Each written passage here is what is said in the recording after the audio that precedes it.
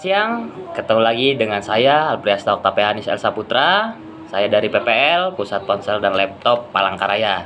Nah, di mana agenda saya pada siang hari ini, saya ingin berbagi tips mengenai 5 jenis gaya kepemimpinan dan skill wajib yang harus dikuasai oleh leadership. Langsung aja, saya punya nih jenis-jenis gaya kepemimpinan yang mungkin yang bisa saya bagi nih sama teman-teman. Yang dimana mungkin ada penjelasan sedikit. Setiap orang belum tentu bisa menjadi sosok seorang pemimpin, tapi bukan berarti tidak bisa melakukannya. Pada dasarnya, seseorang harus memiliki talenta tertentu untuk bisa memenuhi syarat sebagai seorang pemimpin. Sayangnya, masih banyak orang yang beranggapan bahwa pemimpin adalah orang yang paling benar dan setiap keputusannya tidak dapat diganggu-gugat. Padahal, pemimpin yang baik adalah orang yang mampu bekerja sama dengan orang lain, terbuka dengan semua masukan, dan bisa mengarahkan semua anggota yang ada di tim untuk maju dan berkembang secara bersama-sama. Jadi, jika masih ada individu yang memimpin secara egois dan mengabaikan pendapat pihak lain, sebenarnya orang tersebut masih kurang layak untuk dijadikan pemimpin. Di bawah ini telah terangkum jenis-jenis gaya kepemimpinan yang sebaiknya Anda ketahui. Langsung aja, poin pertama, ada otoriter.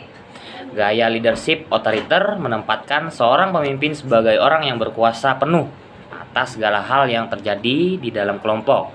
Umumnya, mereka akan mendominasi dan memaksakan pendapat pribadi untuk bisa diterima oleh semua anggota tim. Meskipun cara pemimpin seperti ini akan menimbulkan ketidaknyamanan di dalam tim, tapi masih ada sisi positif yang bisa Anda pelajari dari gaya kepemimpinan otoriter. Pemimpin otoriter biasanya mampu lebih tegas dan menyikapi kesalahan anggotanya. Nah, selain itu, pengambilan keputusan bisa terjadi secara cepat karena kendali penuh yang dimilikinya. Namun, seringkali hal ini jadi bumerang yang menyebabkan karyawan merasa tertekan hingga memutuskan untuk berhenti bekerja atau bisa disebut dengan resign. Yang kedua ada demokratis. Nah, yang mana berbeda dengan otoriter tadi, gaya kepemimpinan demokratis justru memberikan kesempatan kepada setiap anggota timnya untuk menyampaikan opini masing-masing. Tipe kepemimpinan seperti ini umumnya lebih disukai karena karyawan merasa lebih didengarkan. Meskipun secara personal, hal ini akan membawa suasana kerja yang lebih nyaman. Tapi ada beberapa kelemahan yang menyertai pemimpin mungkin akan kesulitan dan mengambil keputusan karena banyaknya gagasan yang harus dipertimbangkan. Hal ini juga rentan menimbulkan perseteruan antar karyawan apabila masing-masing anggota tim bersikeras mempertahankan pendapatnya. Nah, seperti itu nih, teman-teman. Poin yang ketiga ada cara kepemimpinan delegatif. Jika pada kepemimpinan otoriter, sang leader memegang kuasa penuh atas setiap keputusan yang dibuat, pemimpin delegatif justru akan menyerahkan hal ini kepada anggota tim, meski terkesan pasrah dan menyerahkan segala tanggung jawab kepada karyawan. Hal ini justru bisa meningkatkan motivasi dan rasa percaya diri pada setiap anggota tim. Sayangnya, cara pemimpin seperti ini juga bisa menimbulkan masalah, apalagi jika di dalamnya terdapat pihak-pihak yang lepas tanggung jawab. Yang keempat, ada transformasional. Nah, pemimpin yang mengadaptasi gaya leadership ini sangat bersemangat untuk melakukan perubahan di dalam kelompoknya. Oleh karena itu, mereka umumnya memiliki sifat yang energik, cerdas, dan konsisten dalam memberikan semangat kepada setiap anggotanya.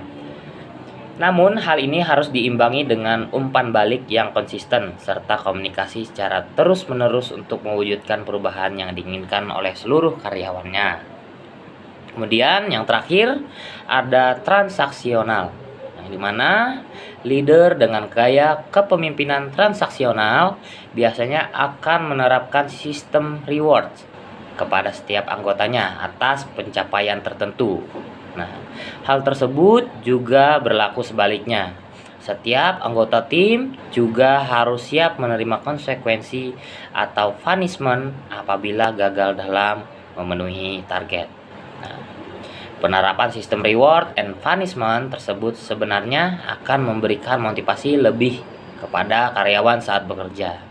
Sayangnya, hal ini hanya berorientasi pada tujuan jangka pendek saja. Nah, mungkin kurang lebihnya seperti itu ya guys.